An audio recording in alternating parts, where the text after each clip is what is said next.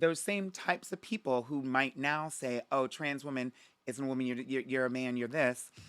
They were the very first people chasing me around the block, chasing me and girls like me around the block Mm. to tell me that I was a girl when I was 6, when I was 7. They'd beat you up and say you're a woman. And now you become yourself, and now they mad. They can't take it, darling.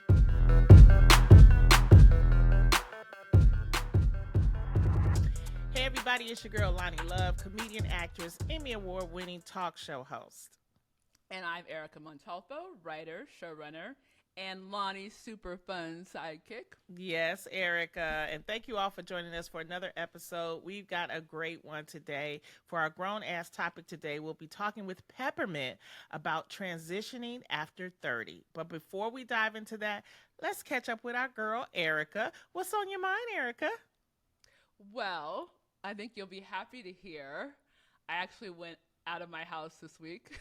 And What? I know. I left home and I went to, hold for it, the movies, like with real people in a movie theater, like got in my car, parked, well, valeted, you know. Oh, of course, you valeted. Let's not be crazy. Park your own car. Oh, no. Honey, have you met me?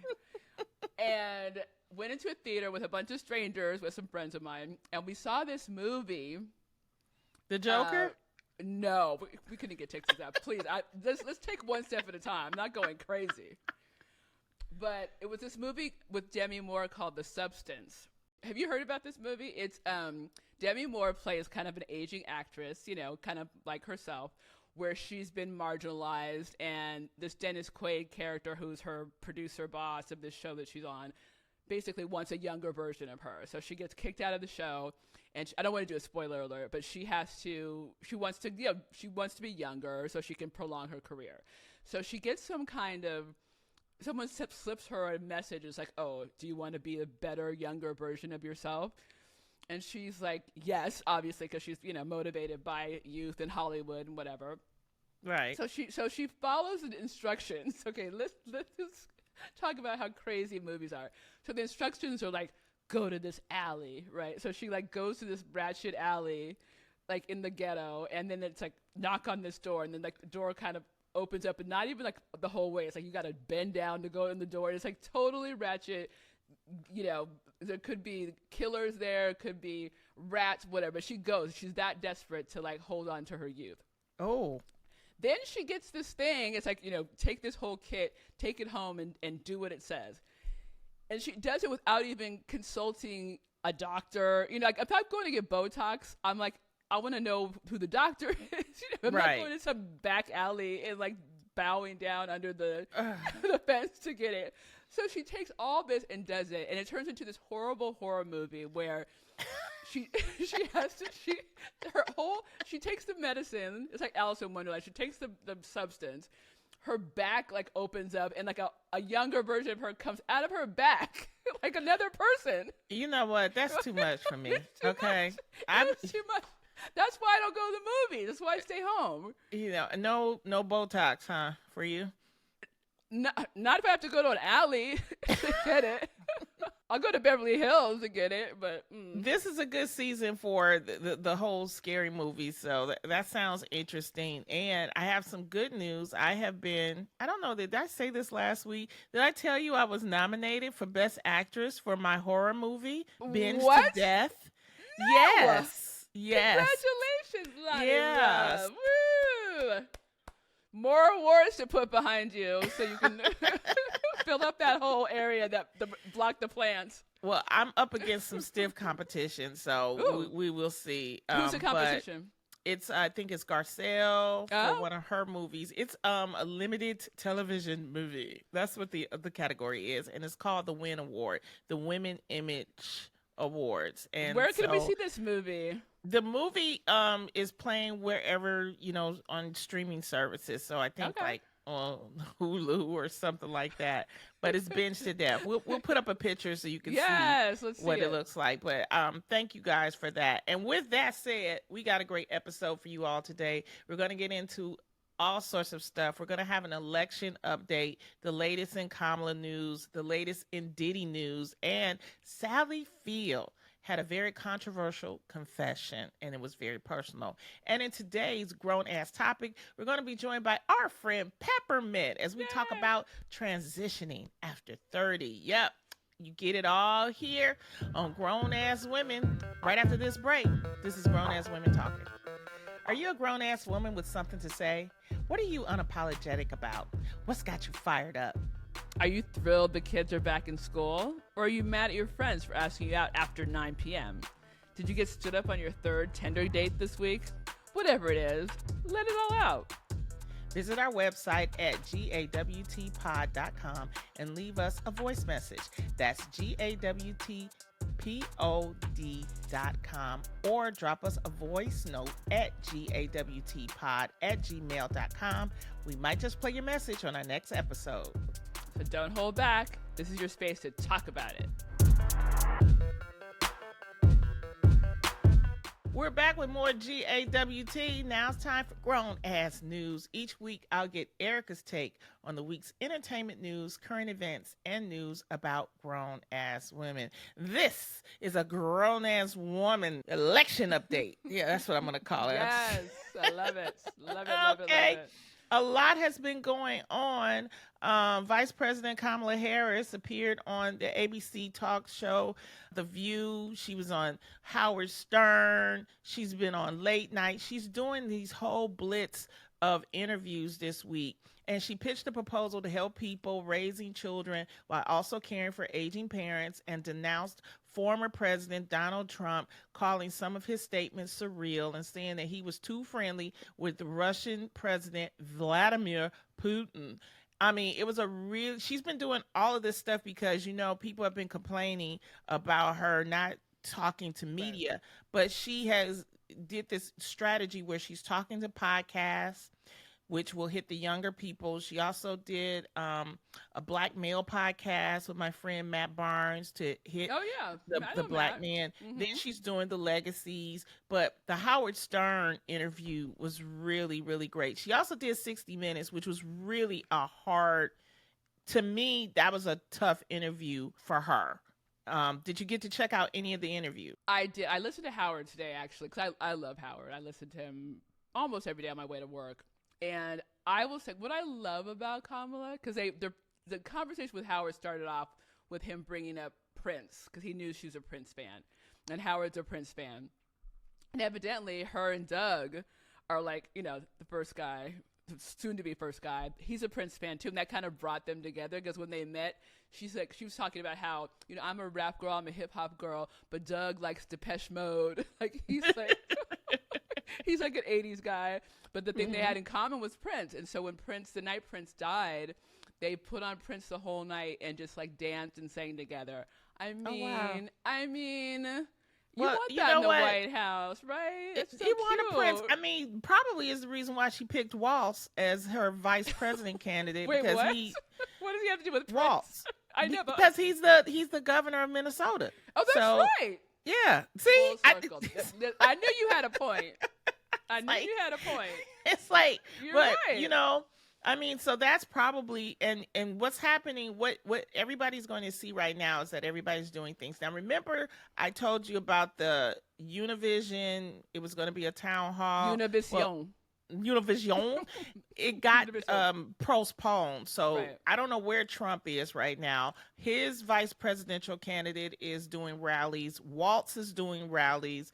Waltz even said at one of the current rallies that the Electoral College needs to go. He said that abolishing the Electoral College as a means of electing American presidents is something, and to do it in the heat of a campaign, that was pretty ballsy. I think because of what's been happening through the past elections, like Hillary had won the popular vote, but the Electoral College, because the way it's set up, it went to Trump. So I think that's the reason why you're getting this pushback. Oh, you're saying Walt said that. I thought it was yes. Vance. Oh, no, then I 100% agree. Then I agree. No, but I mean, to that point, I do believe in like one person, one vote. Yeah, I get their names confused. What I'm saying is that it hurts the smaller states Right. When that's the whole the Right. real reason for the electoral college was supposed to be it helps the smaller states. Plus, literally, this is what I was taught in school: if a insane person runs for president, then the electoral college steps in. But okay, come on. No, listen. Trump That's already been proven incorrect. And meanwhile, like again, I live in California, so like we deserve to have the votes that we should have. I mean, come on, like if you're gonna move to Wyoming, why do you get as many votes as like New York? Not that. Well, it's not that they get as many votes because like California gets the most votes out of everything, and it's always blue. But it's supposed to be a fairer system for the smaller states, and so that's the reason why you have them, fighting these battleground states, because the battleground states are going to help decide the election. So what I don't like about it, though, is I do think it makes people they're not as invested. Like a lot of people in California, for example, just to take the other side, Republicans are like, we're not going to get a vote in California, so they just don't go vote. I hate anything that's going to keep people home from voting. Like, get out there and vote, and you want them to believe they can make a difference. When the Electoral College is dictating what your state's going to be, then you feel disenfranchised. Yeah, and I think that was the purpose of all of that, But people are making their statements. Trump and the Republicans bet big on anti-trans ads across the country.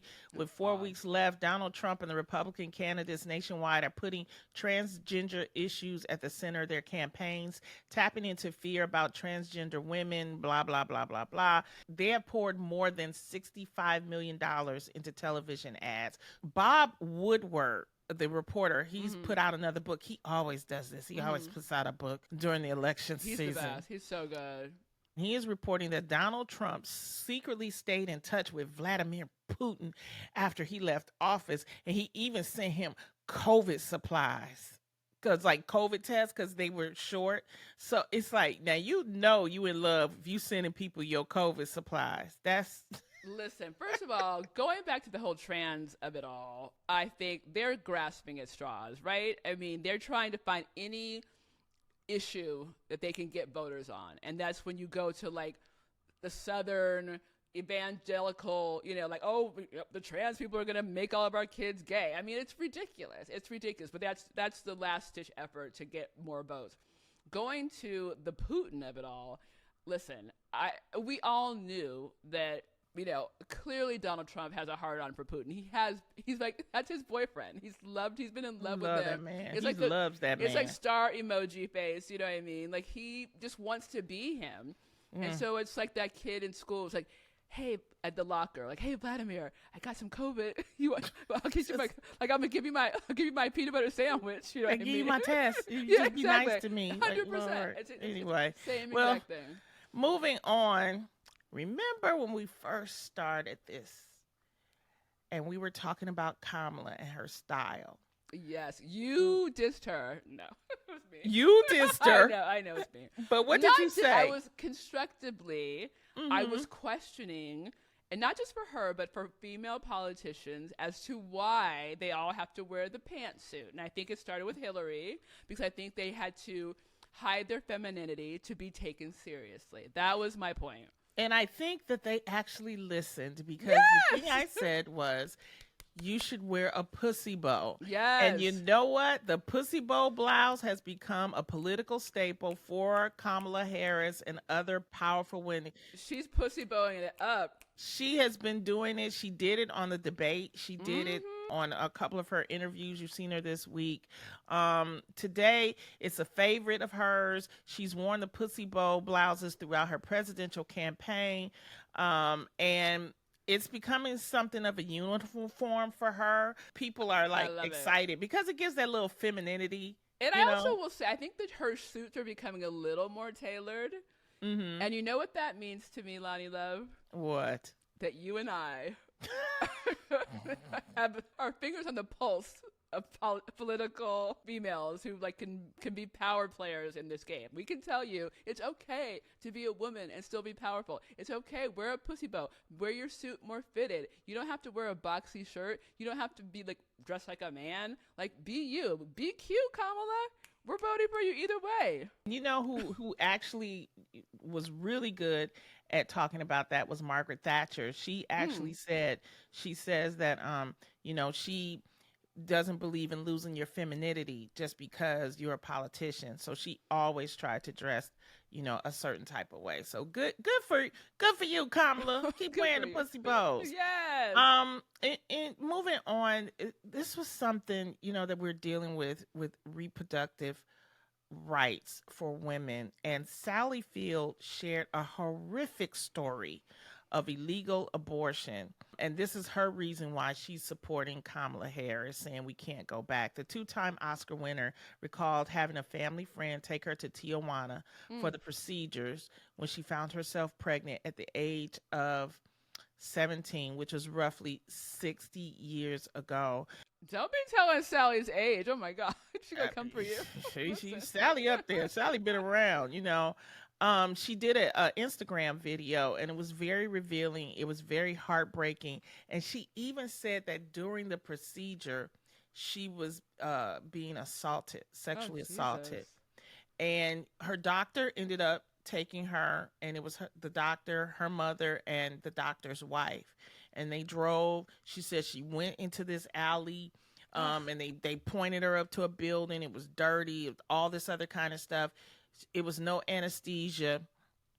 And they, the man, was doing his thing and whatever they did. And so she was saying that, she wrote in all caps at the end of her message that we can't go back. And that's what a lot of women, are saying, is that we cannot go back. And just to for a person to share that type of personal story, it's serious. Yes. Yes. I think that to that point, I think that's where we are as women, but as a country, I mean, the idea that Kamala has, commandeered the saying, we can't go back. It's not just female rights, but that's the number one thing. It's everything. It's like, voters' rights. It's civil rights. I mean, this administration, the former Trump administration, wants to take us back to the 50s, right, where we didn't have any rights. And so the fact that women, I will say, can galvanize about something when we realize that we can't let men dictate our bodies and what we do with our bodies is really, I think, going to be the one, turnkey issue for this election. Because once you come for us as women, as grown-ass women, we're going to put our foot down. I have a story real quick. When I was a little girl, I had a housekeeper. And the housekeeper, her name was Miss Brooks. I loved Miss Brooks. My mom would go to work, her little low-paying job, and, the government would give my mom money to pay Miss Brooks. And Miss Brooks was a Jehovah's Witness. And so the only thing I used to hate with Miss Brooks is that she would make us go knocking door to door, me and her, to spread the good news, right? Right. And if that's what Jehovah's Witnesses do. They knock on doors to try to recruit people and stuff like that. And I must have been about 9 or 10.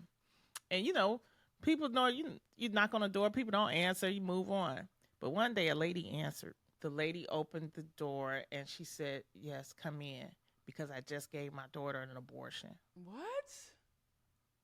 I'll never ever forget that. But understand, when you are limiting women from having adequate health care, like, it's not just because you don't necessarily want a pregnancy.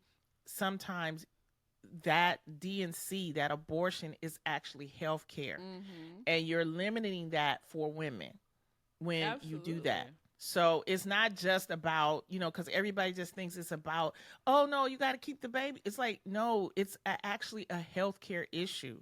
We're not back in the 1800s anymore, people. So we got to get it together. But I will never, ever, ever forget that. That's really horrible. And I know that I think J.D. Vance made some comments in an interview recently where he was saying that if the Trump administration, is elected, they would defund Planned Parenthood. And that's exactly the kind of thing that we should be afraid of. It's exactly those kind of services that women are being, denied, that are making people have to have abortions at home or in some back alley like before. And the thing that people got to realize, Planned Parenthood is not just abortion. Exactly. It's women's health care. When I was in college, that's where I got my pap smears. Absolutely. Because we could get it for free. That's where you go. You would go to Planned Parenthood for birth control. Absolutely. So that you can't, so it's you a don't lot, get pregnant. Absolutely. Right. And it's just a lot of misinformation out there.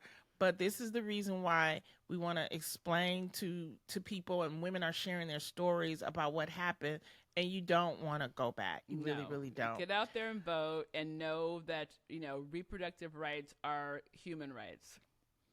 Moving on, well said. We're having these hurricanes.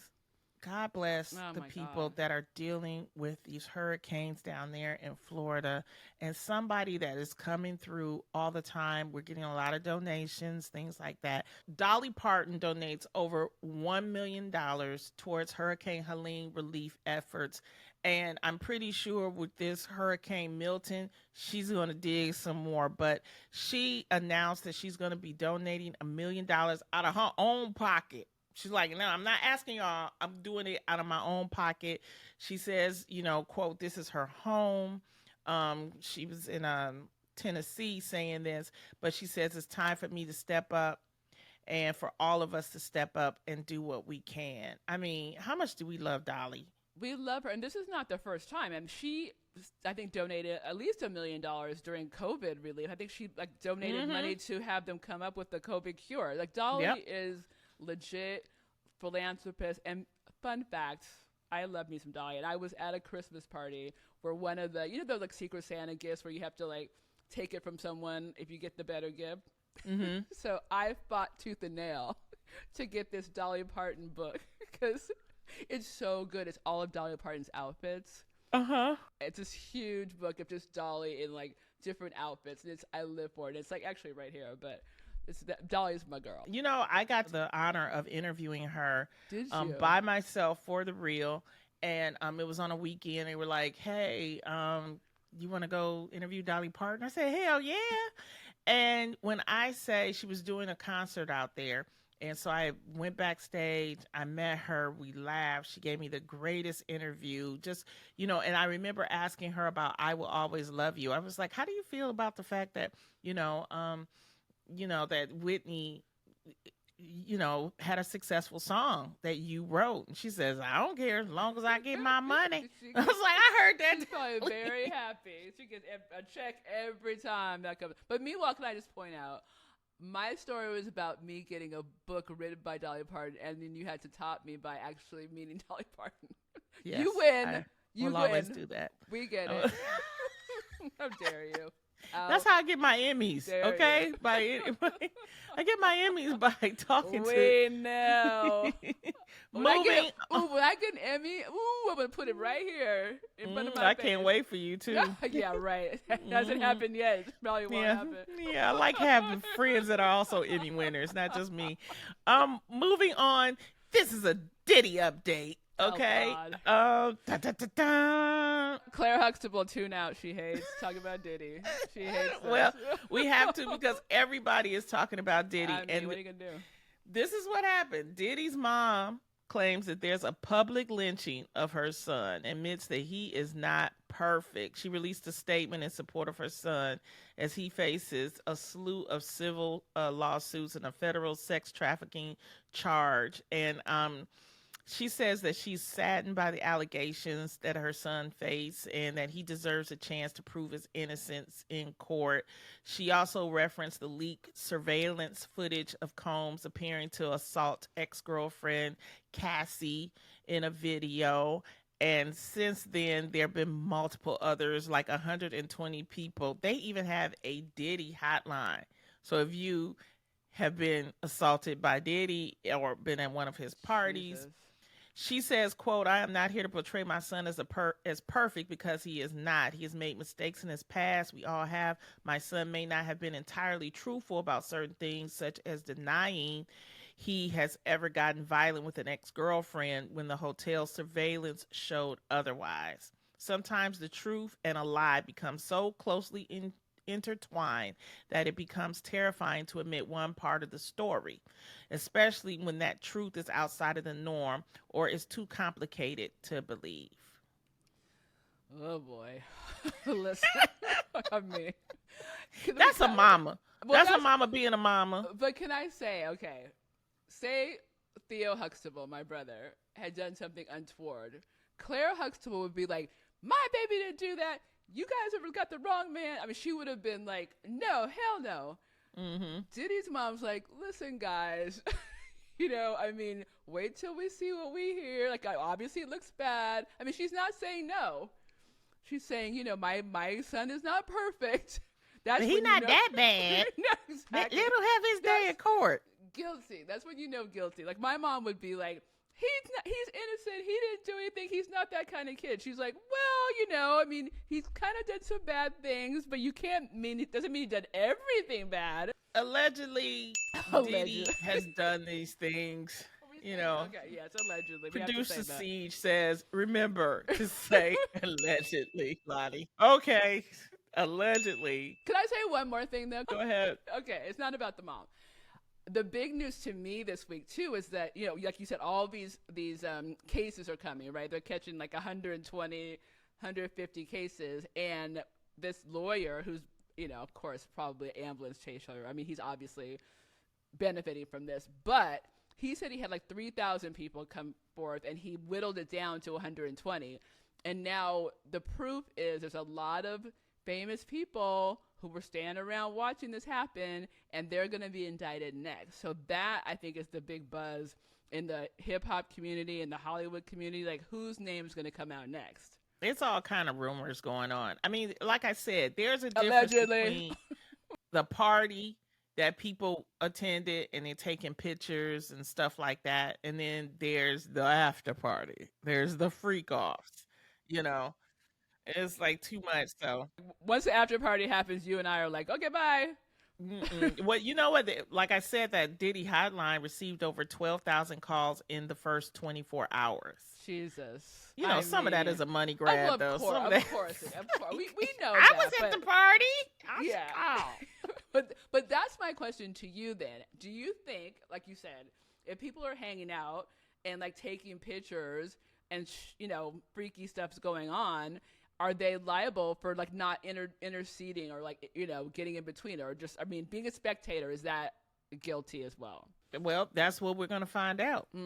That's why we have a court of law. Yes. And that's the reason why allegedly they're saying that some of the people are reaching out to the so-called victims and trying to do settlements. Mm-hmm. So, allegedly. Yeah, allegedly.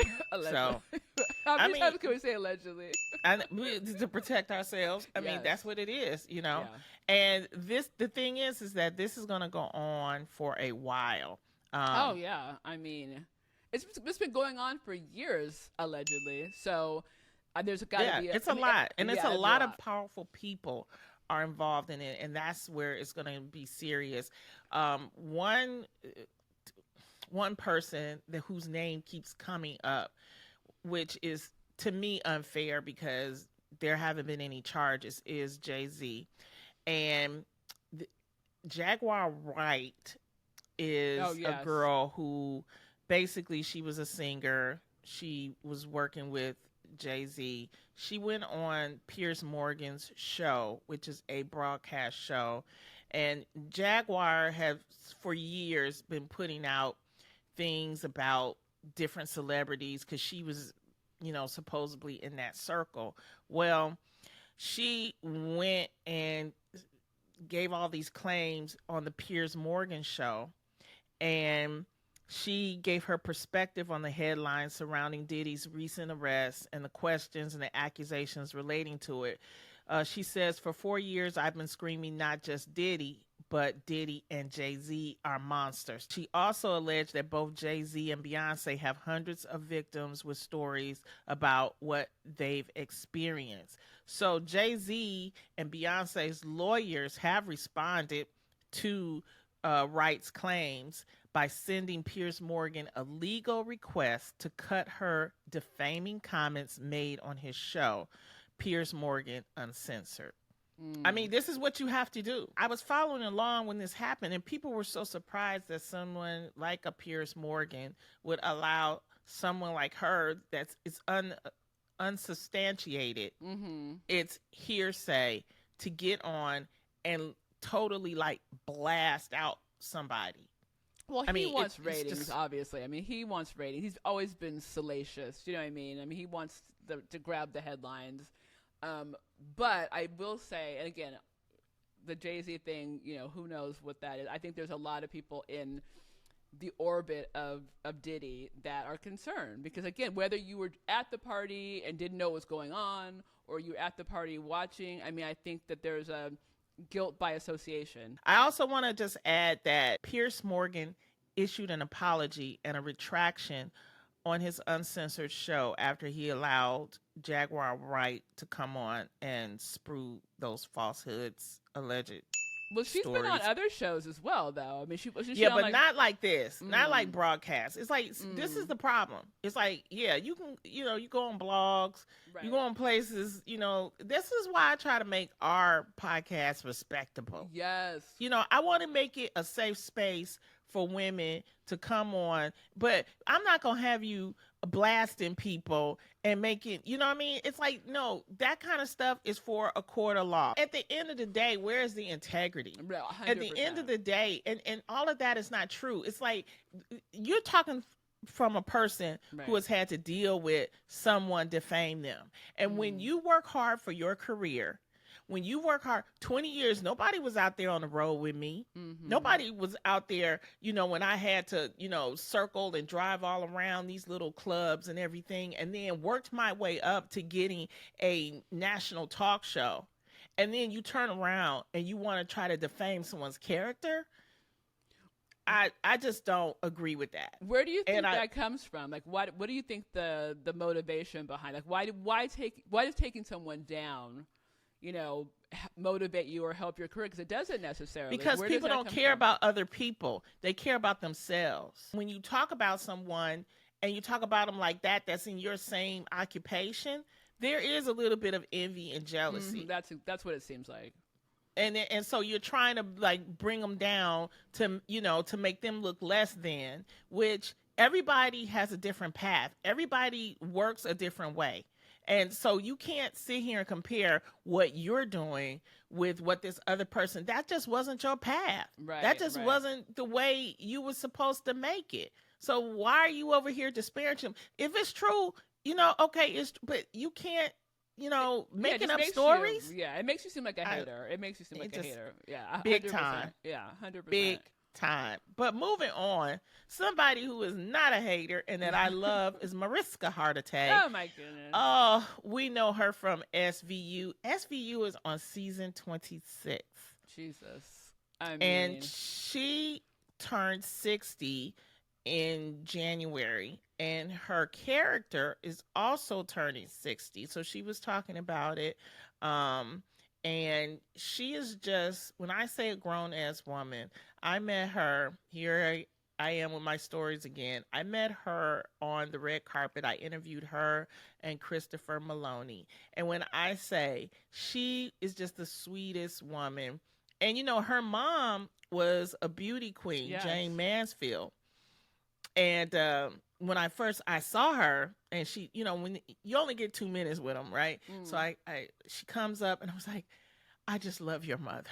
I just try to say something to let them know that I know about them. And I'm like, your mother, I watch her movies. And she was just so, she just loved it. And we had like a great interview. So for her to be 60 on season 26, and Ice Cube ain't going nowhere. No, Ice-T. I get them mixed up. Oh my God, how dare you. Ice-T is going to come for you now. Ice-T.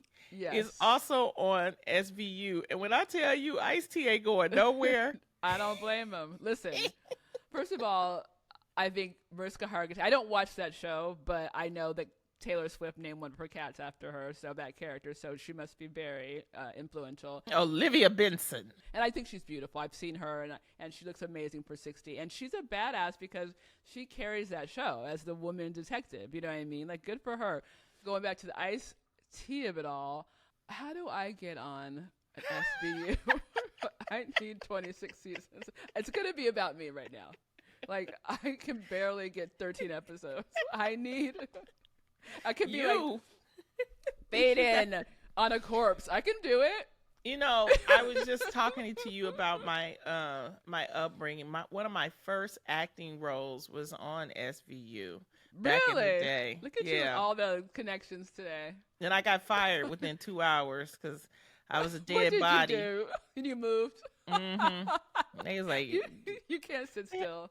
I was on the ground and I kept breathing. It was like, get her out of here. Get her out of here. That is so you. That is me. And I was like, well, we love you. Congratulations. Mariska Hargitay. We're going to take a break, but when we come back, we're going to jump into today's topic, transitioning after 30 with our girl, Peppermint. This is Grown Ass Women Talking. Oh my goodness. Today's guest is an actor, Broadway star, activist, and musician who rose to fame as the first out trans contestant on RuPaul's Drag Race Season 9 in 2018. She made history as the first trans woman to originate a principal role on Broadway in the hit show Head Over Heels. You've seen her on shows like Pose, Harlem, Hulu's Fire Island, and Netflix Survival of the Thickest. In 2024, she became the first trans woman to compete in the Emmy Award-winning hit series The Traitors on Peacock. She's an activist who serves as the ACLU's first artist ambassador for trans justice and is a GLAAD Media Award nominee, as well as one of Out Magazine's Out 100. Please welcome our girl, Peppermint. Hey, Peppermint. Oh, my God. What an intro. I can't. I mean, you deserve it, honey. How have you been? Girl, I've been wonderful. I've been great. I'm happy. Yeah, things are great. Well, I mean, all things considered, there's a lot going on in the world, but I'm great. What have you been working on? Well, I just finished filming season 2 of Survival of the Thickest, like 2 weeks ago. I am so stoked. There is going to be, it's too early to talk about it because it's going to come out next year, but I'm really excited. I'm so proud of you guys. Thank you. They wrote some really, really, as if they knew that there was going to be so much that our community, the LGBTQ plus community, had to deal with. And Michelle, Michelle, she's a real ally. Amazing. And so she's like, you know what? Let's give them something good in season 2. Michelle Boutier deserves it. The whole cast is so good. And I just love it. I love everything about Survival of the Thickest. But we're going to get into you and this grown-ass topic. For today's grown-ass topic is transitioning after 30. On this show, we often talk about finding yourself and living your truth. But what if your true self is different from your body that you were born into? Thanks to increased representation and acceptance of transgender communities in everyday life, more people are choosing gender-affirming care after 30 and beyond. Now, despite the political challenges and media noise, we're here to remind you that figuring yourself out takes time, and it's never too late to embrace what's best for you. Peppermint, this topic hits close to home. Tell us your journey with transitioning after 30 years old. Well, I mean, I gotta say, I've always known that I was trans from a very early age. I just felt it. Let me just put it this way. I am who I am today, and I've always felt the same way. Always. Mm-hmm. The only thing that it really changed is maybe some of the language that we had, to describe some of these things, which we didn't really have all those years ago. My family didn't really have the vocabulary. I don't think I even knew anybody who was trans. Certainly not that was out as trans. And so my entire childhood, young adulthood was really spent just kind of getting to know and get getting comfortable with how I felt. Because that's the only thing I could really like figure out. Let's go back. I want to go back to when you were younger, and when you said you knew you were always this way. What was it like, and what was your family like when you were younger? Were they supportive? Were they questioning? And how did you handle that? Well, there really wasn't. I think today, if someone sees a young person, an adolescent, or anybody for that matter, I even think people who aren't in the LGBTQ community might be able to like see somebody and say, maybe they're gonna be trans or maybe they're gonna be gay, like one of those two things, and see a difference between the two. But back then, I think people just saw me and they were like, oh, this child is swishy. Like that's all they had to describe. Right. I was teased a lot by other kids, and all the other kids were like, oh, you Miss Thing. Like that's what they were telling me. And I went through different Right. phases of trying to hide that. Not so much that I didn't want to be Miss Thing, because I always did, but I didn't want to be teased for being Miss Thing. And so like when Of we had course. to be in gym class or whatever at school, I would try to do different things to like not stand out. And they would beat me up because of that.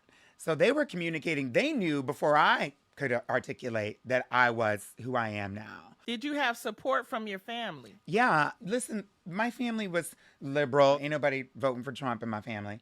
And so they were always like accepting. I think the word that we were using in the 90s was like just tolerant. They were tolerant. um, there was moments with individuals in my family where they would say a certain thing or act a certain way that let me know I can't go too far. But I was allowed to do. Look, I wasn't trying to be in sports. They would have not had me in the sports team, and I wasn't trying to join the Right. sports team. So luckily, there was a choir club, there was drama class, and my family was really supportive of that. So I guess they were like, as long as there was something from somewhere for me to put this swishy energy, then they could go Got along it. with it. So they were like, oh, they're just artistic. Do you think? I mean, it's interesting. I mean, I'm not going to ask your age because we don't do that on this show. But I know for our certain generation, they didn't have the tools, or we didn't have the tools to know what that meant. Kind of like you were saying. Now I think things have changed where we have the words to identify, or at least are open to seeing. Oh, okay, that's a different thing. We have categories now that we weren't aware of back then. Oh, absolutely. I think had I grown up in today's world, then I probably would have identified as queer and non-binary at one point, and then I would have then trans. Right. And so back then, I was like, okay, well, I'll stand over here with the gays, but I'm not gay. Right. But there ain't no other category, so I guess I'll stand over here. Right. You didn't even have the word to use, right? You didn't even know Right. Yeah, that's Didn't have the word. Right.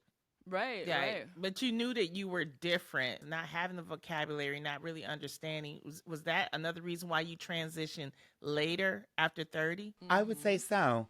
Although when I was in second grade, and trust me, it was second grade because I was speaking to a friend of mine named Gavin Downs. I've talked to him since then. He says I could use his name. He was a transfer. He was from Ireland. He didn't grow up in America, so he just didn't have the same prejudices that the other American kids had.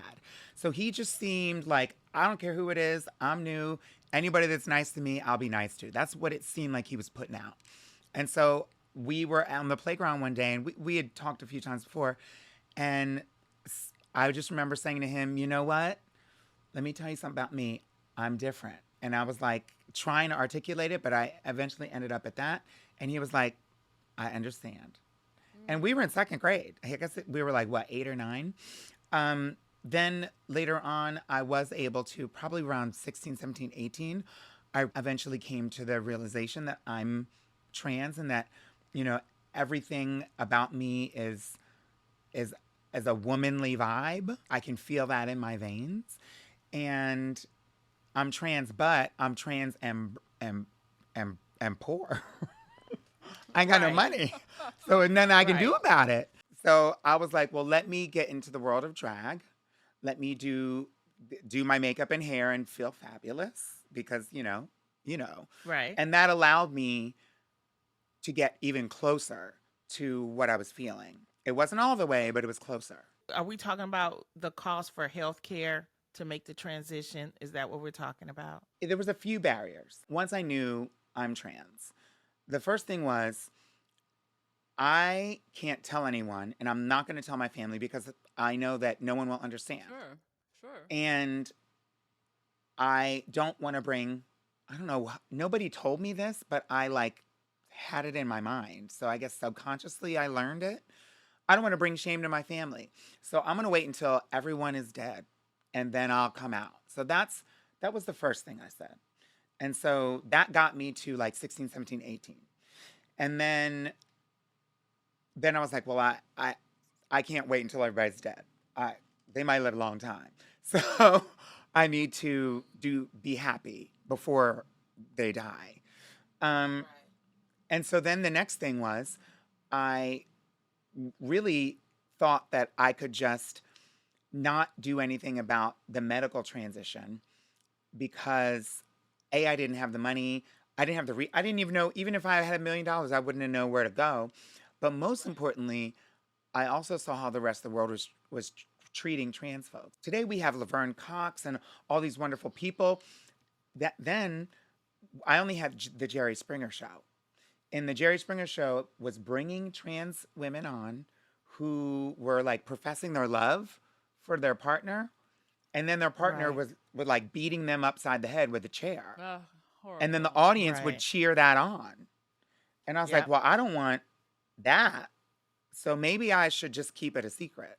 So then eventually the next thing that was a barrier was literally just the money and that not having the resources, not knowing where to go, and not having community.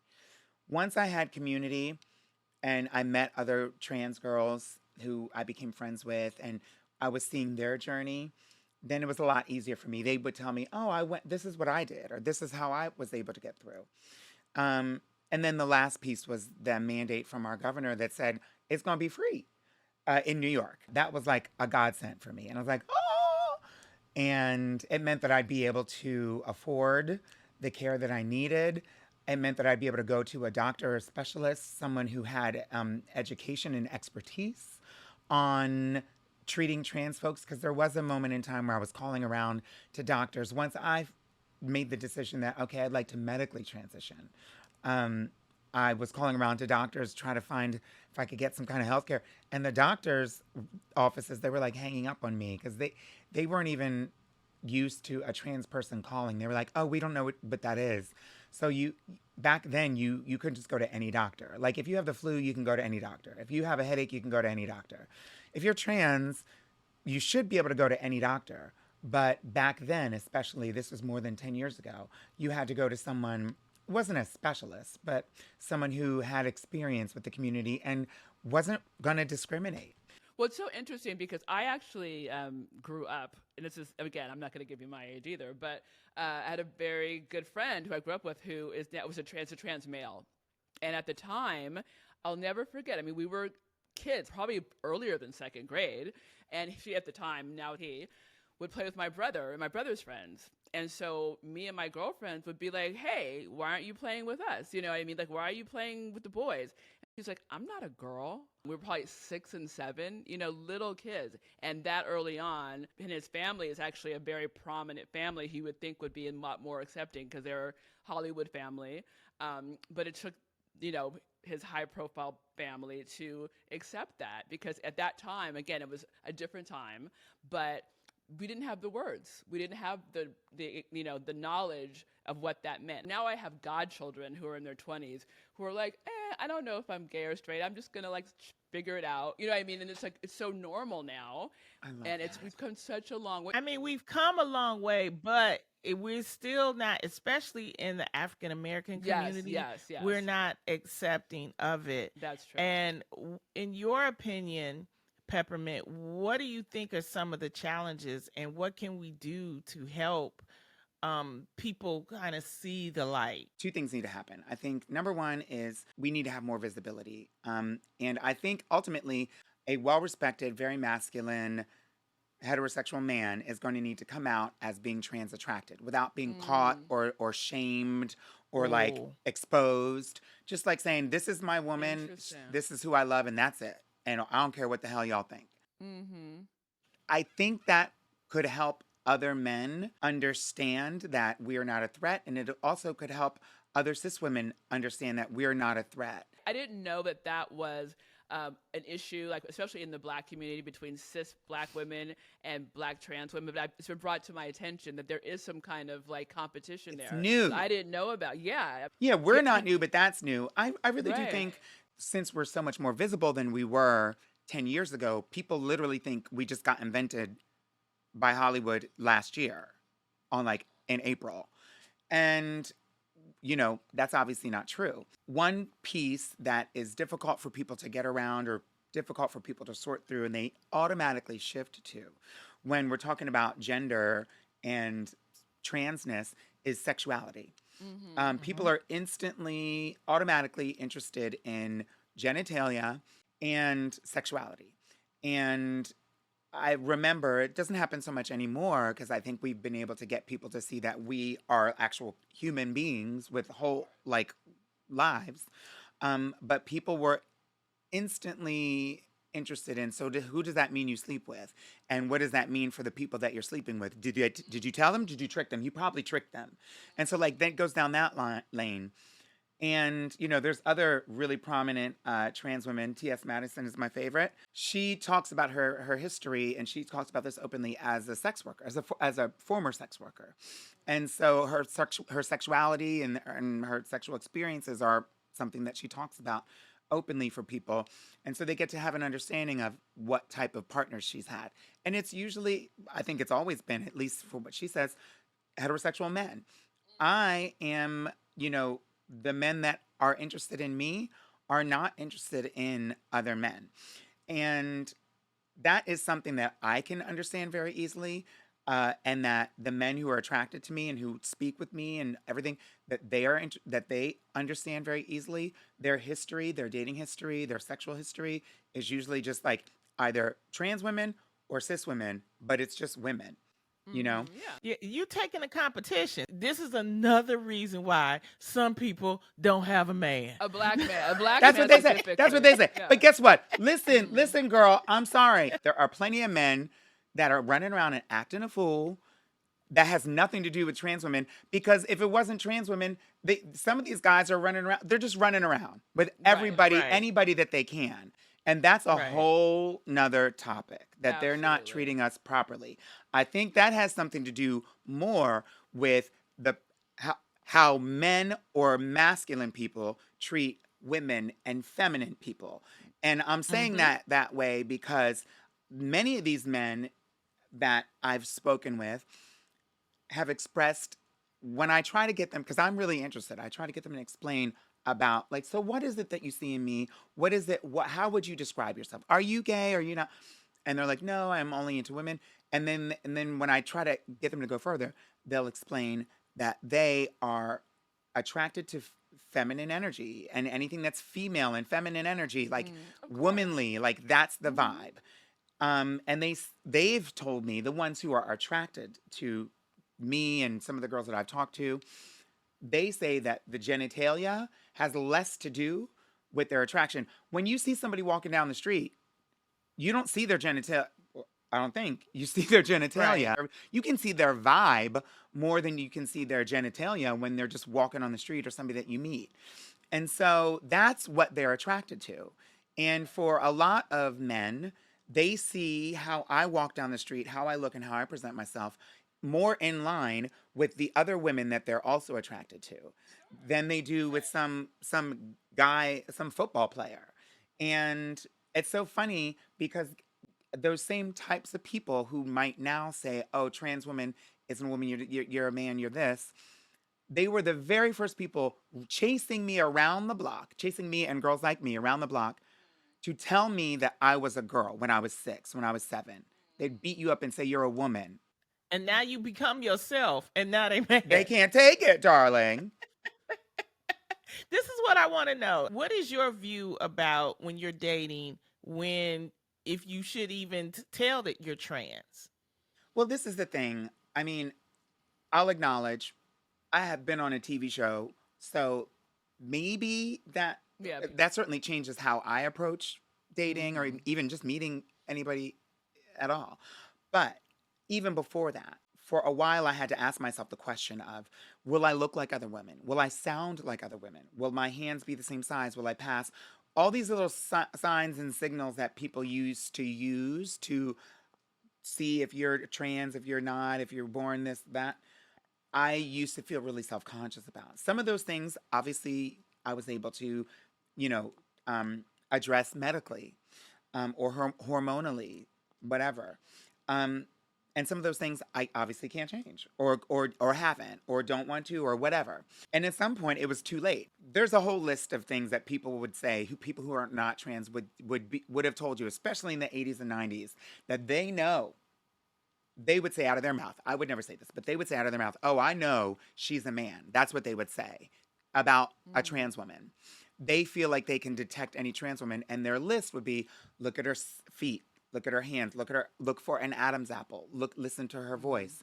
All those things go out the window when someone transitions around the same age as puberty or as a young adult. When you transition later, all those things are already come in. And unfortunately, for me, the testosterone did make a mark on my body and from puberty through young adulthood, and it made my body develop in ways that I can't reverse. Kind of like if you're like 6 feet tall, you can't like get shorter, right? Right. Can't get short, right? So there's certain things you just can't do.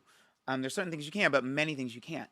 And so because of that, I always just said, well, I'll never be passable. I'll always be read as someone who's what people would say is not a woman. I convinced myself of that. So the downside to that is I had low self-esteem for a long time. The upside to that is I just had said, well, look, I'm going to make it work. And I feel like whatever it is, it looks good, even if it is 6 feet tall. And then I was able to say, okay, I'm going to lead and with the fact that I'm trans. I assume that people know that I'm trans because I think it's obvious, but I have it like on a dating profile. I have it out there. And I just like to talk about it because I think it will help our community and it'll help other people get used to having that conversation. Because what used to happen is we were around and the same amount of people were dealing with us 30 years ago that are dealing with us today. But they just weren't talking about it. Right. Yeah.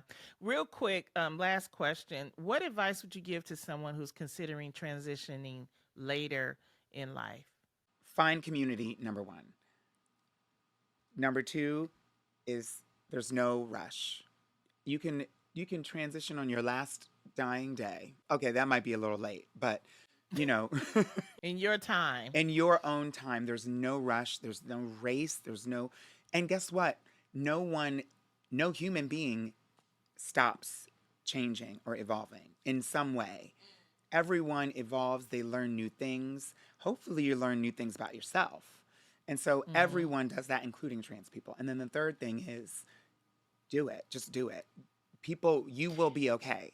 Everyone, people who love you will continue to support you. And the people who have conditions on their love, they may or may not, or it may take time for them to come around, but just do it. I love that. And on that note, Peppermint, thank you so much for joining us today. You were a pleasure and a joy to talk to. And gorgeous. Lovely. And for our listeners, be sure to check out Survival of the Thickets on Netflix. And when we come back, we're going to get into the takeaway with Loni. This is Grown Ass Women Talking. Okay, now it's time for my second favorite segment of the show. Which is about Loni. Loni, what did we learn today? Well, we learned that you just understood something about a rumor about cis Black women and trans women. No, it was brought to my attention. It's not a rumor. It was brought to my attention that there's a thing right now because evidently people think there's a small pool of eligible black men. And so black cis women, straight women, are fighting with, black trans women to get their men. And I just say, let's squash that beef right now. Like, it's not our fault. It's not the trans women's fault. It's the men's fault. So, I just say everything is about the men. Yeah, so. It's all the men's fault. What I loved about Peppermint, first of all, was her transparency. I think that she made some really good points about how we have modernized medicine. So now, even if you transition later, it's a lot easier. You still need to have a community around you if you decide to do that. I also think that you need to have the health care. You need to study and research and make sure that you have the proper facilities and doctors that can help you. Vote, so we can keep all that. Exactly. So I just think that it's a topic that we'll continue to explore because we need to have tolerance. We need to have understanding. And like she says, trans people have been here. That's just simple, and they're not going anywhere. I have a who might have been trans, but then he just didn't have the money probably. I don't know. Any final words, Erica? Yes. Sorry you didn't have the funds to live your life, but it is what it is. Now we're in a better place. And Loni, I love you. Well, that's it. I love you too. Thank you so much for joining us for another episode of Grown Ass Women Talking.